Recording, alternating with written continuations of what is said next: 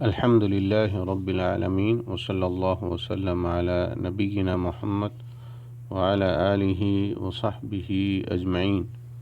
روئے زمین پر صرف بیت اللہ یعنی خانہ کعبہ کا طواف مشروع ہے۔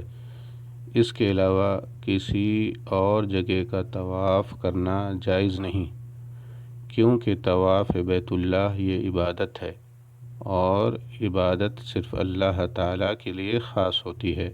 اللہ تعالیٰ کا فرمان ہے وَلْيَطَّوَّفُوا بِالْبَيْتِ الْعَتِيقِ، اور یہ لوگ اللہ کے قدیم گھر کا طواف کریں۔ سورہ حج آیت نمبر 29۔ اللہ تعالیٰ کا فرمان ہے وَعَهِدْنَا إِلَىٰ إِبْرَاهِيمَ وَإِسْمَاعِيلَ أَن طَهِّرَا بَيْتِيَ لِلطَّائِفِينَ وَالْعَاكِفِينَ وَالرُّكَّعِ السُّجُودِ، اور ہم نے ابراہیم اور اسماعیل علیہم السلام سے وعدہ لیا کہ تم میرے گھر کو طواف کرنے والوں، اعتکاف کرنے والوں اور رکوع سجدہ کرنے والوں کے لیے پاک صاف رکھو۔ سورہ البقرہ آیت نمبر 125۔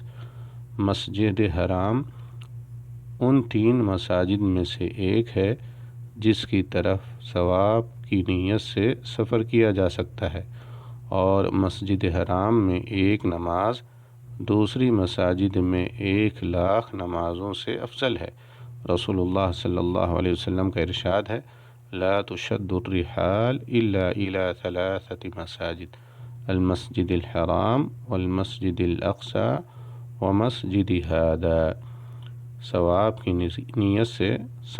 کی نیت سے 3 مساجد کے علاوہ کسی اور مقام کا سفر نہ کرو، اور وہ یہ ہیں مسجد حرام، مسجد اقصی اور میری یہ مسجد یعنی مسجد نبوی۔ رواہ البخاری و مسلم۔ رسول اللہ صلی اللہ علیہ وسلم کا فرمان ہے وصلاة فی المسجد الحرام افضل من 100,000 صلاة فیما سواہ، اور مسجد حرام میں ایک نماز دوسری مساجد میں 1,00,000 نمازوں سے افضل ہے۔ رواہ ابن ماجہ۔ واللہ تعالی اعلم۔ السلام علیکم ورحمۃ اللہ وبرکاتہ۔